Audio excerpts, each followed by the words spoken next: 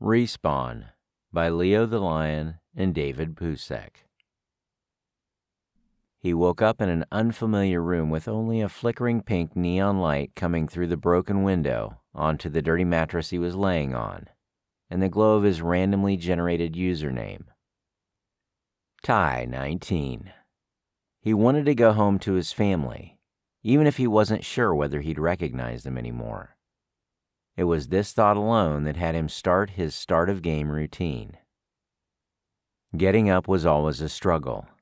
His limbs were heavy. His head pounded in rejection at the idea of spending one more day in another world of someone else's making. And no matter how much he stretched, the weight of the world was coming from a place other than the soggy old mattress he'd woken up on. First things first, the list. He found the pack with the inner world equipment he was allowed to carry from one game to the next and reached into it until he felt the crumpled paper he'd managed to keep through some glitch or divine intervention. On it he wrote whatever memory was gifted as an incentive to keep playing in hopes to get back to a life he didn't remember. The paper read, "I have a family. Dark-haired girl. When to get her back." The rest were parts and pieces that made little sense. He often had no time to write down full sentences, so instead he made do with single words like tattoo, which left him with more questions than answers about a memory he no longer had. As much as he hated playing, he hated not remembering anything even more. Whoever was so good at wiping his mind but leaving things behind like how to use a shotgun was both a genius and an asshole. And Ty19 would give anything to get his hands on the monster and show him all that he learned in these games. Another fucking game, he said in resignation, wondering if anyone was listening or watching. If anyone knew he was here at all, or he was just a forgotten character in a game that nobody knew existed anymore. He thought about this while he shoved the list back in his bag. He had to figure out the game. Everything was sepia and teal, clearly some sort of horror game.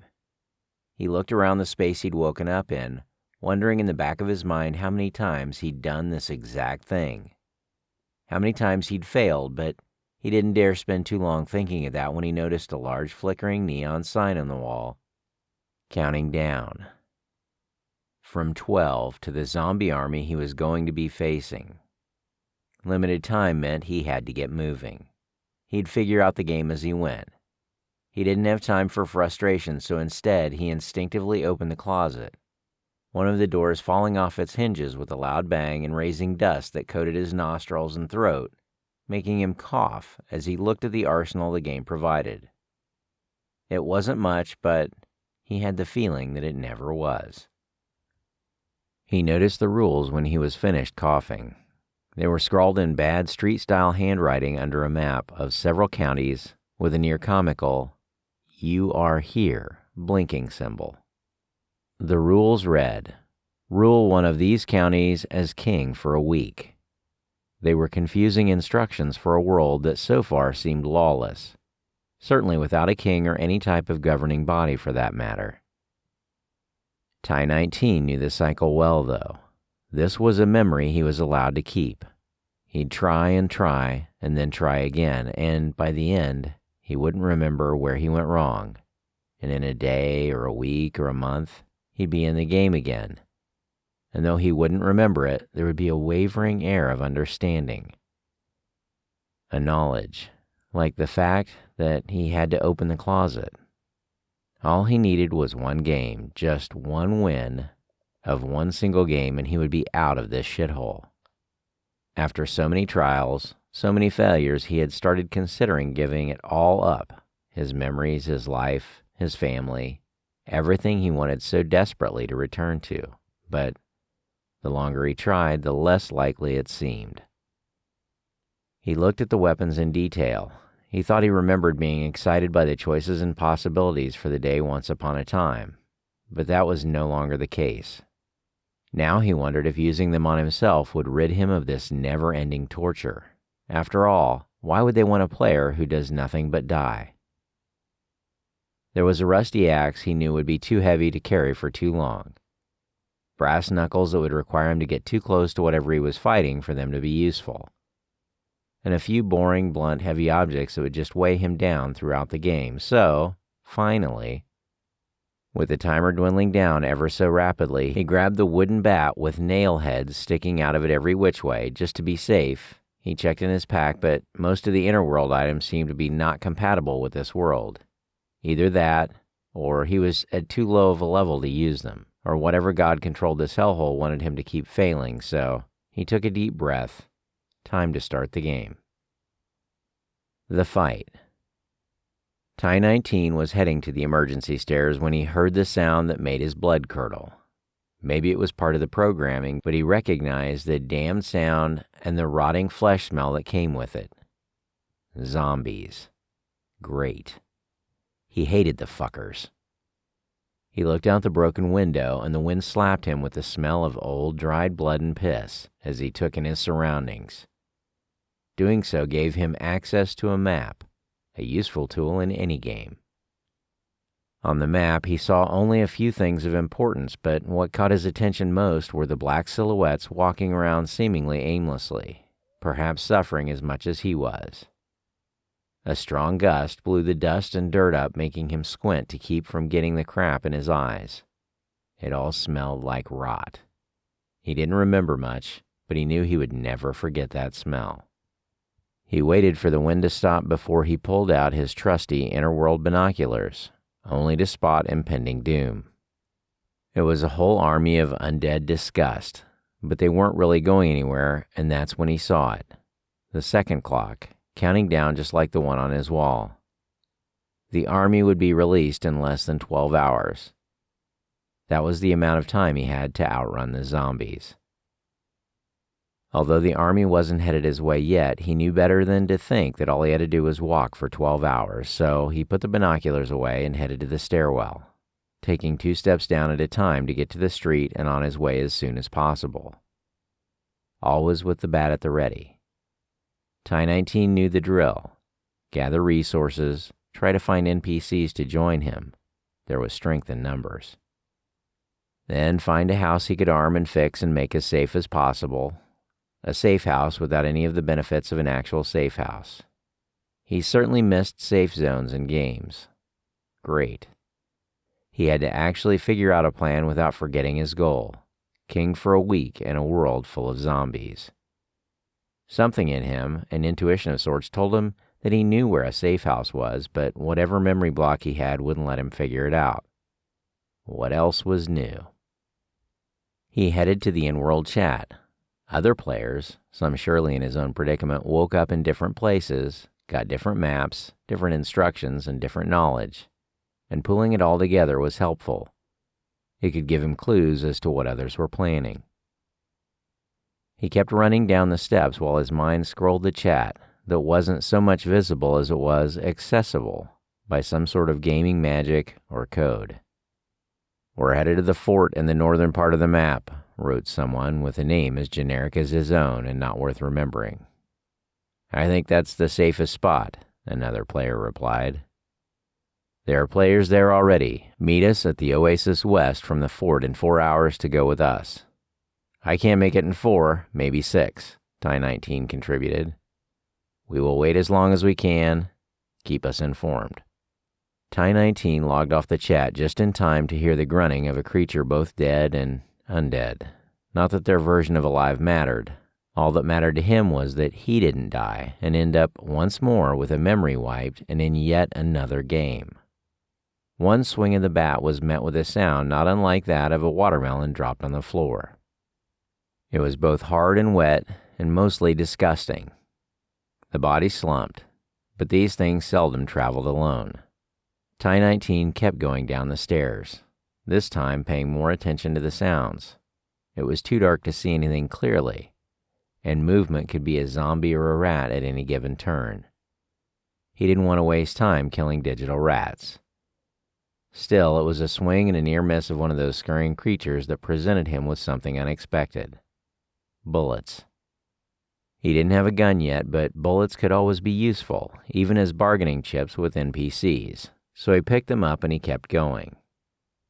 He wasn't sure whether he'd be safe if he followed that group to the north. They could always be looking to kill competition or set a trap to distract the zombies. The risks were plenty, and the rewards would only be clear as he got closer. He didn't have the luxury of time to wait out the chat and see where the conversation went, and he wasn't sure if these players were trustworthy.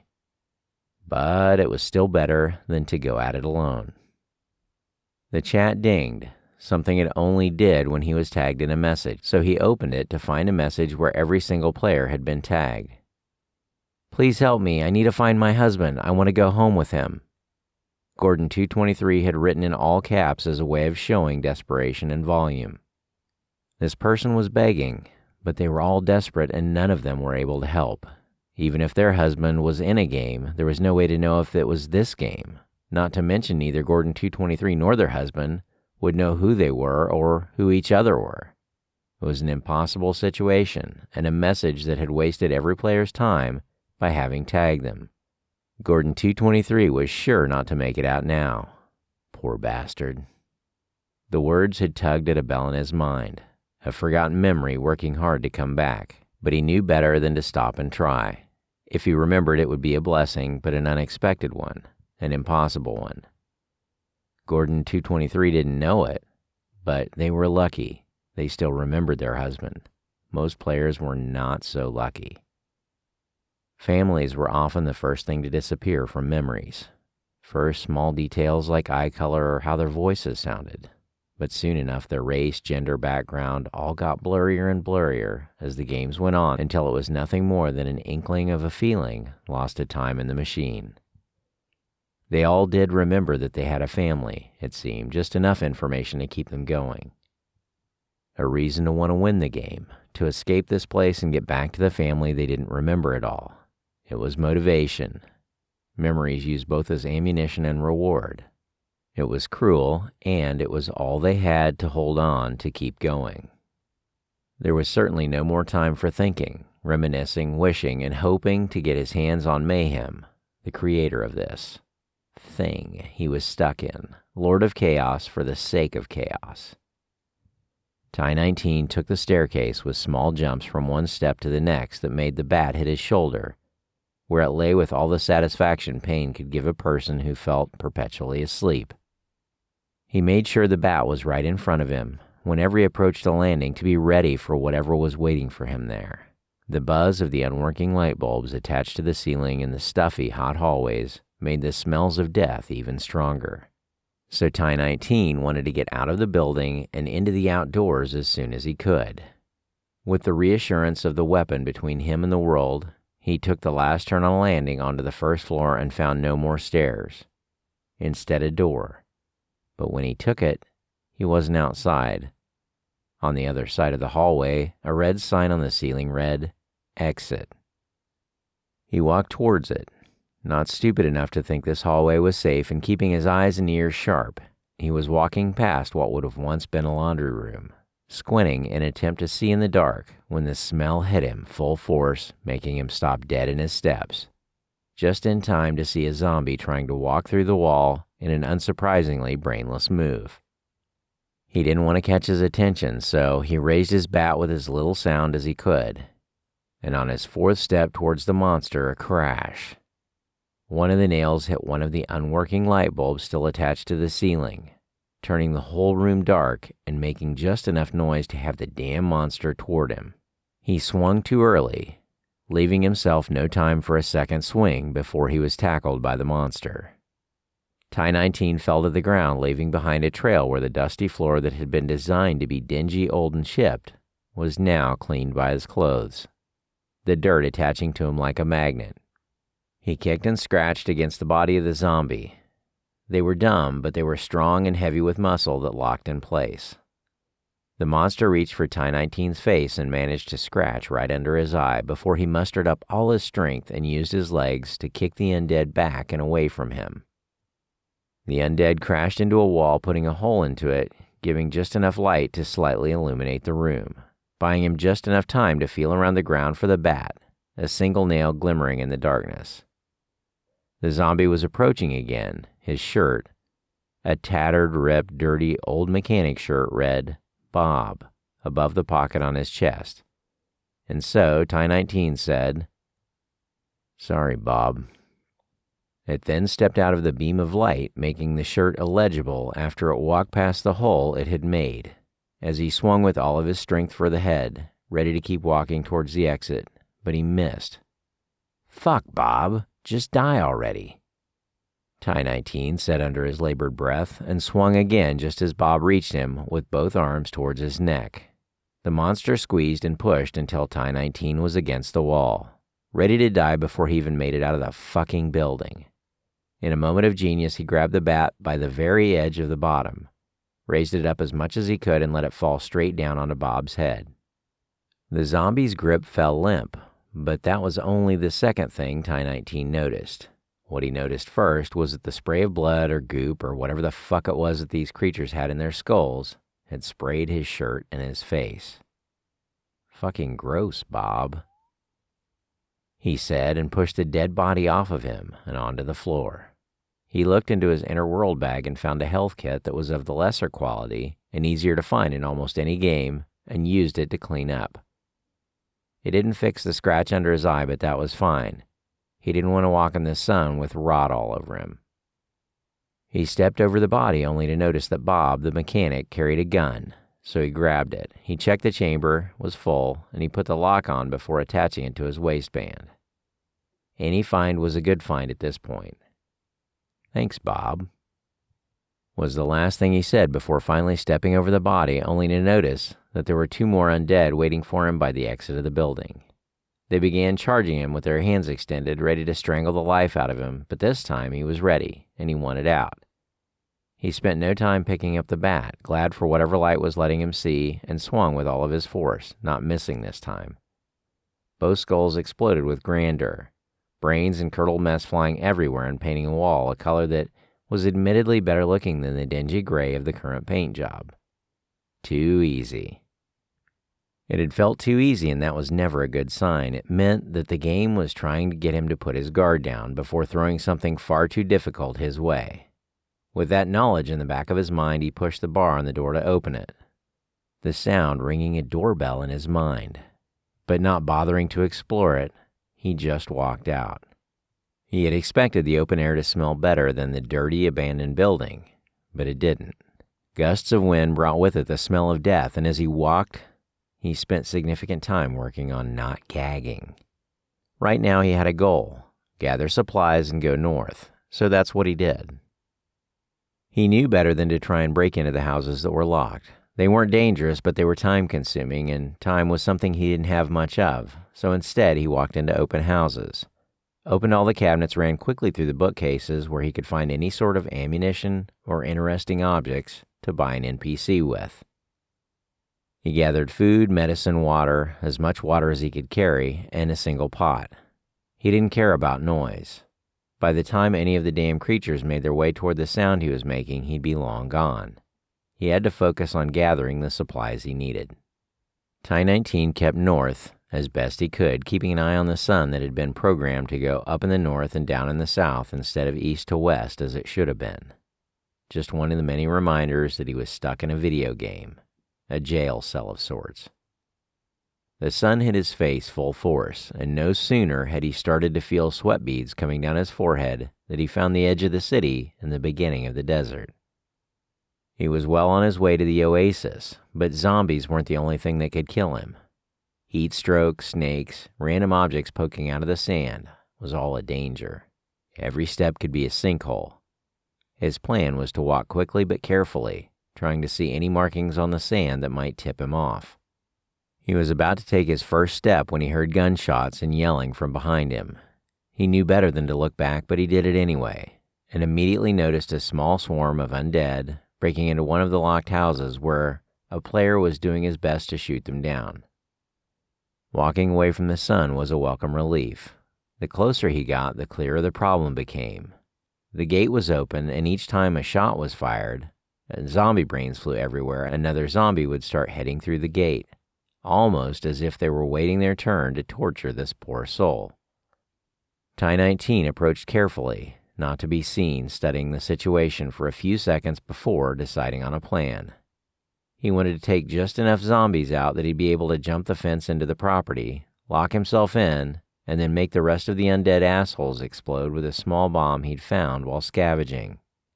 A simple enough of a plan for it to work. He climbed a small wall surrounding a nearby house and began shooting. One shot per monster was more than enough, and he wasn't about to waste bullets. He was aiming at a particularly ridiculous dead woman in a dinosaur costume when a zombie he hadn't seen coming knocked him to the ground. Ty-19's first reaction was annoyance.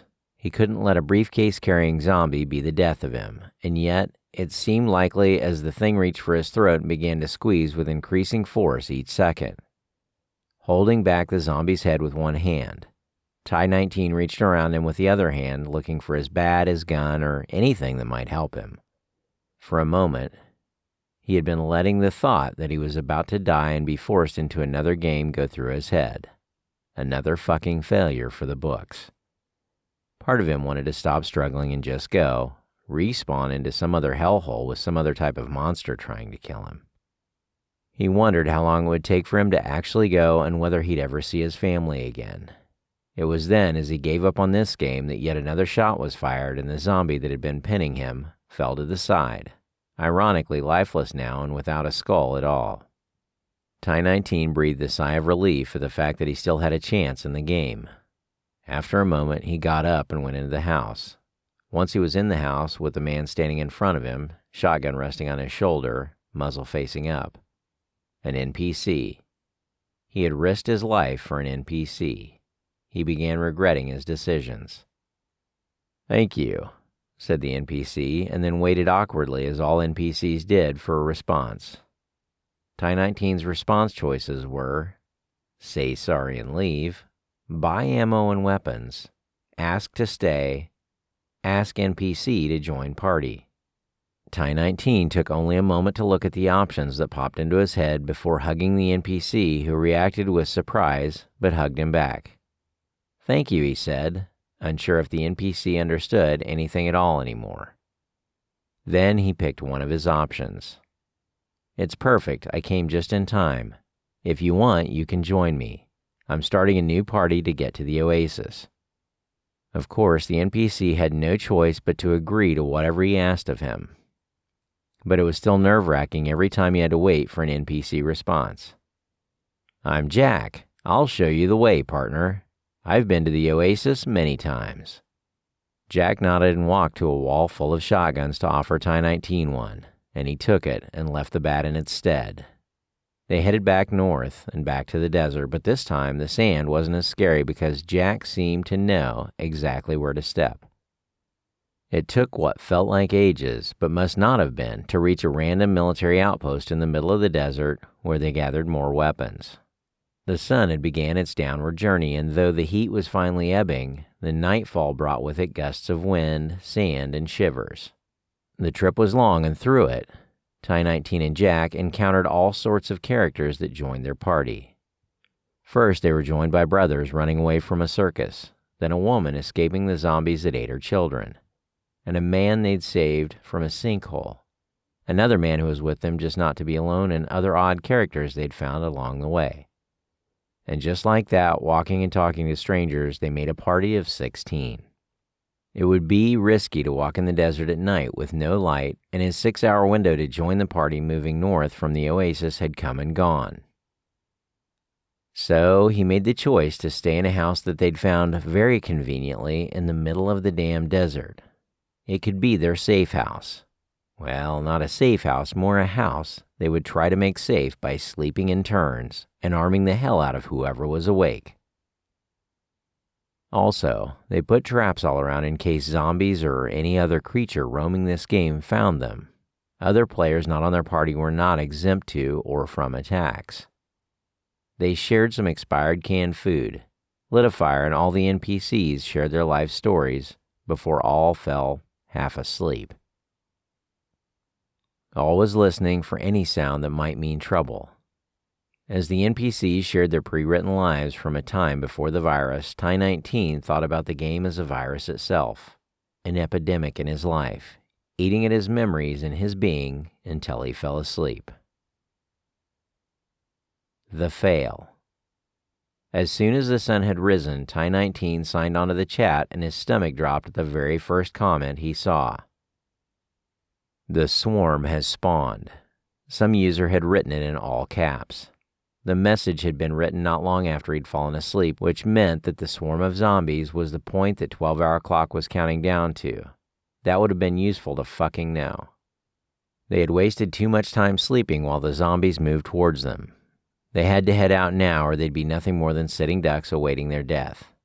NPCs may not care, but Ty-19 sure as fuck did.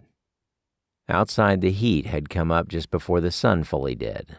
The sand looked pink, maybe tinted by blood and maybe just the sunlight, but whatever it was, it reminded Ty-19 to keep moving quickly and efficiently.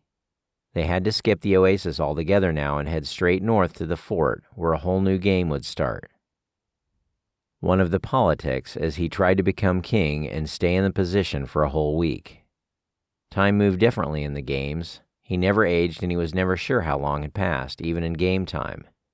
He wasn't sure if he'd been in the game a day, a week, a month, or a year, or a decade, and perhaps that was his biggest fear. That he'd been here so long that if he ever got out he'd be walking into a world he no longer knew, with new technologies, old jobs wiped out to automation, his old wife gone, his children now grown with their own kids. He would have no skills to find a job or a life to go back to anymore, not really. Getting out was a wish and a hope, but it wasn't without its fears too. The undead were either too close or too many because as soon as they left the military base and headed north, they could feel the ground shaking with the force of the monsters coming for them. The sand shifting with the force of their walking alone. One look back told them it wasn't one or the other, it was both. The swarm seemed like a sea of green rotting flesh, never ending. Surely reaching the city inescapable, but he was going to try anyway. The party walked as quickly as they could, but there was no outrunning these things. They were dead so they didn't lose their breath. They didn't get tired, and there were too many to try and kill them all, even with the grenades he'd grabbed at the base. So Ty-19 turned to the brothers and a few other NPCs with subpar weaponry and commanded them to stay back and fight. It was a death sentence for sure, but it might buy them a little time. If they could kill the faster ones running ahead of the swarm to get just a little further, that was all they really needed. To make a large enough gap, they'd reach the fort with enough time to get in and away from the monsters trying to eat their brains. Ty-19 thought he ought to feel guilty asking them to stay back, to give their lives for his. And perhaps he would have if not for the fact that there was no light in their eyes. There was no humanity in their beings, and their weird circus smiles didn't waver at all as they turned to do what they'd been told to do. The perfect army is one of brainless NPCs, Ty-19 thought, and immediately he felt like a monster himself. He went off leading the rest of his party as fast as their feet would manage, and he didn't dare to turn when he heard the screams as the horde overtook the few characters he'd left behind to become the very army that they had been escaping. He was repeating his failed plan of leaving people behind. This time, with much more hesitation, he refused to show when the chat dinged. He opened it quickly, annoyed that anyone would waste his time when they were in so much fucking trouble. Someone came late to the party, LOL, it read. Annoying, sure, but it meant that they were close, so he didn't bother replying. No time for that. The monsters were nearly on them, their smell enveloping the party like a rotted meat blanket surrounded by flies. They only took a handful more steps to the north when the gigantic gates and walls of the fort appeared before them. The gates weren't beautiful or intricate, they were simply wrought iron, tall as hell and thick as only video games could make them. They certainly felt like safety. Ty-19 knew better than to run. They were close, but not close enough. They'd have to fight the swarm one way or the other. He grabbed one of the grenades, pulled the pin with his teeth, and threw it with all of his force towards the zombies. The explosion was loud and messy. Guts and brains and sand flew all over, staining the pinkish sand and letting it become red. But it didn't make a dent in their numbers. The undead surrounded them, and chaos reigned. But something else happened too. The sand opened in a hole where the grenade had gone off and ate all the undead, now dead bodies. The still moving ones tried to wiggle their way out as they sank into the sand. It made him wonder if there was actually caverns or buildings or something of that sort beneath the surface that were ready to collapse in just by the weight of the zombies. That was promising. There was a way to win this. The sound of gunshots filled the air, screaming for help from NPCs and screaming directions from players from inside the fort atop the wall shooting at the monsters in an attempt to help only confused him. He grabbed gun after shotgun after grenade, using his whole arsenal to kill one monster after the next. Needing something more, maybe a flamethrower. That would be useful, a long-range flamethrower. As he had this stupid, impossible thought, a zombie nearing him got shot and the slime sprayed all over him, oozing down his face and neck, giving him goosebumps and triggering a gag he suppressed expertly at this point. Jack appeared next to him with a small healing pack that cleaned him up in no time and turned as another greenish brute approached them, shooting it once, twice, thrice in the center until it fell to the sand, which ate the lifeless body again. There was something there, a clue. A way to get the sand to eat all the lifeless bodies, even the ones that were moving, or maybe they had to figure out how to get them to stop moving. But Ty-19 couldn't seem to figure out how to get it done while in the midst of the mayhem. He looked around. There had to be a way to find out. There was a hole in the fort's wall. Maybe he was just meant to climb through it. Screw killing the zombies if escaping them was enough. He pulled at Jack's sleeve to follow him and he ran towards the wall. Just as he saw another player that had come from nowhere to climb into the hole, and it closed behind him. He had a flashback, being dragged into a van, kicking, screaming. A small door, not much larger than the hole in the fort's wall, and then it shut. And then he was here, in a game about matching something or another. He reached for the paper in his pack, and the old, barely there pencil was shaking hands. Unseeing and deaf to the explosions and shots going on all around him, he wrote onto the list, was kidnapped for game. He had been kidnapped, taken from his family to be part of a game. He hadn't signed up. He hadn't asked for this, and it wasn't for money or for a better life for his family. It was against his will. He was livid. Ty-19 was shoving the paper back into the pack when he turned just in time to see Jack fall, skin gray, blood dripping from his mouth, and a chunk of skin missing from his now oozing neck. As Jack set his eyes on the neck of Ty-19, he would have been shocked had he had time to, but...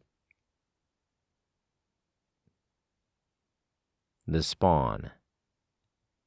She woke up in an unfamiliar room with lovely bright light coming through bellowing silk curtains. She stretched, feeling relaxed and happy, and turned to find the small wooden sign next to her bed with a randomly generated username, May 25. The name brought her back to reality. She'd been a man getting eaten only moments prior. She remembered that now, but she wouldn't for long. The small wooden sign next to her bed changed with a flurry of golden magic. This time she'd been gifted an acre of beautiful land, and her goal was to grow a farm to 100 acres without allowing the storms to wipe out all of her crops, leaving her with nothing. She looked out the window and wiped her face with the back of her hand as she saw the rapidly approaching clouds. It was time to get moving. She wanted to go home to her family, even if she wasn't sure whether she'd recognize them anymore. It was this thought alone that had her start of game routine. Getting up was always a struggle. Her limbs were so heavy, and no matter how much she stretched, the weight of the world was coming from a place other than the wooden bed she'd woken up on. First things first, the list. She found the satchel with the inner world equipment she was allowed to carry from one game to the next and reached into it until she felt the crumpled paper she'd managed to keep through some glitch or divine intervention. On it, she wrote whatever memory she was gifted as an incentive to keep playing, in hopes of getting back to another life she didn't remember. The paper read, I have a family, dark-haired girl, when to get back. The rest were parts and pieces that made little sense. She often had no time to write down full sentences, so instead she made do with single words like tattoo, which left her with more questions than answers about a memory she no longer had.